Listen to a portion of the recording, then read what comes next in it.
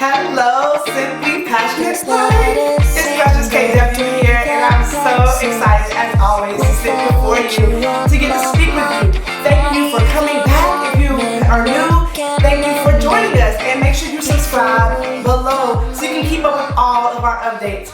This week has been something else for me. It's been a really great week because I have had so many eye-opening experiences, but I also had a cold, so I had to push back my recording, and so if you hear a little nasalness, that's what it is. We're living life, right? This is Simply Passionate Life, and I like to keep it real with you all. So last week we discussed key 1 to Simply Passionate Living, which was be proactive. So make sure you watch that one because it was really full of a lot of practical tips to help you.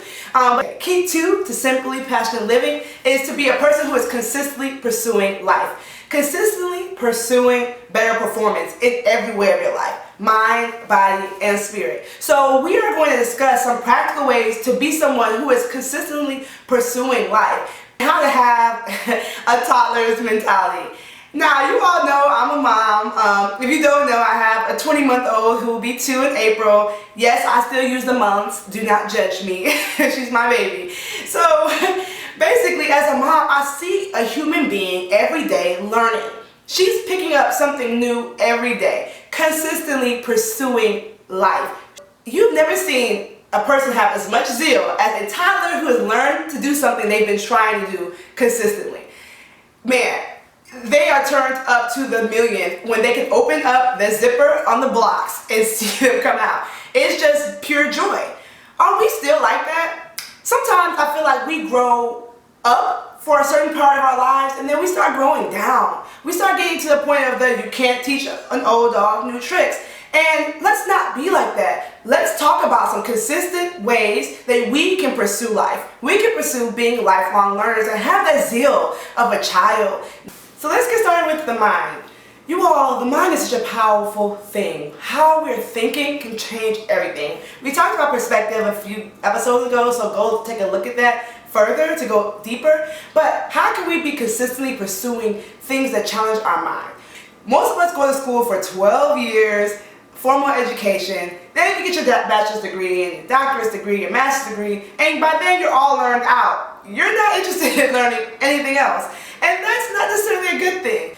Get to the point now where you think about an old skill that used to challenge you and challenge your mind. Pick that up. Pick up a new book. Pick up a new podcast, something that's stimulating your mind and getting you to the point where you're consistently pursuing something new. Remember, getting that toddler's mentality and adding that energy and zeal back into your life. Also, this week on the internet, I posted somewhere on the internet the 5x5 rule, which I thought was very powerful. If it won't matter in 5 years, don't spend more than 5 minutes worrying about it. Now that was a message for me because I used to, and I'm continually working on, not letting small snags in my day just mess up my whole day and to the point where I'm inconsolable and I just want to stay in my rut. No, sometimes those things are meaningless and minuscule and won't even matter a matter of days from now, but yeah, we let it to ruin our entire day. We all have been there in that relationship with someone who's inconsolable outside of grief or bereavement, but it just has their mind made up they're going to be in a bad mood. Let's not be those people. Get to the point where you can change your mind towards certain things and follow that 5x5 rule. Let's make sure that we are consistently pursuing things that help us perform better mentally. All right, physically, our bodies, we get one of them in this life, and are we challenging ourselves to pursue better health, better physical performance? A lot of us are doing a lot of things that are not the best for our body. Pick up something that's going to constantly make you pursue better performance physically, whether it is exercise, nutrition, or rest. And I added rest in there because a lot of us feel like we have to hustle 24 hours a day. But the only person that doesn't sleep is God. We need our rest. We need to be in proper performance mode in order to be productive and be passionate in our lives. A sport. I know that some of us think we're too old for sports. Pick up, whether it's frisbee, team sports, softball. My brother-in-law plays softball and I think it's so dope. I am a kickboxer, so that is my sport. What is your sport? Pick up something, whether it's dance, yoga, something that's going to challenge you physically. that's going to add passion to your life, add energy to your life. It's not a destination, it's a journey that you'll be walking in that sport physically and nutritionally. What are you putting in your body? Now, we're going to have an entire whole other series about that. But what are you putting in your body that's helping you have better performance? Are you pursuing better health?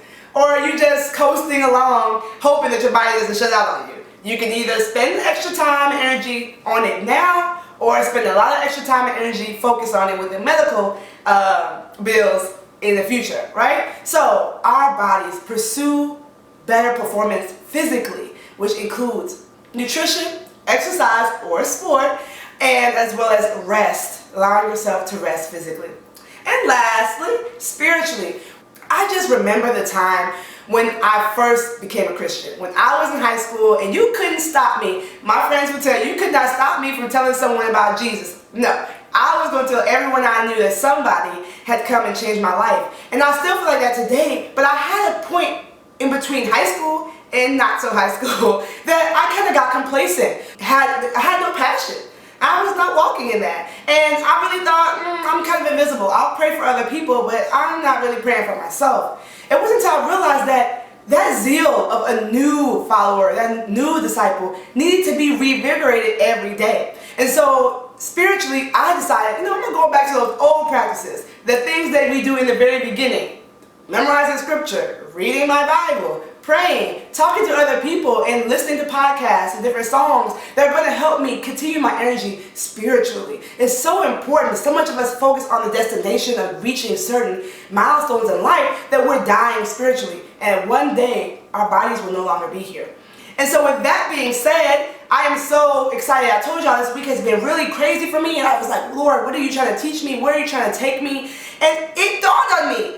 Mind, body, spirit. I have a lot of things that are really lying dormant in me, a lot of things that I might not be really satisfied with. So I decided to challenge you to walk with me in this with the 31-day wellness challenge starting January 1st. Mind, body, and spirit, we're going to walk together. It's also going to be accompanied by a lot of materials that I'm going to formulate and put together, resources that help me in my walk mentally, spiritually, and physically. And we're going to do it together. The link is below for the Simply Passionate 31-Day Wellness Challenge. Join us. It's for males and females, young and mature, to get together and let's really go through an overhaul, reorient our minds, our bodies, and our spirits to walk in a more passionate way, to be more productive, and to make sure that we're consistently pursuing better performance. I hope you all register below. I hope you all get the materials, and I hope you stick with it for 31 days. It's gonna be hard, but I know we can do it together.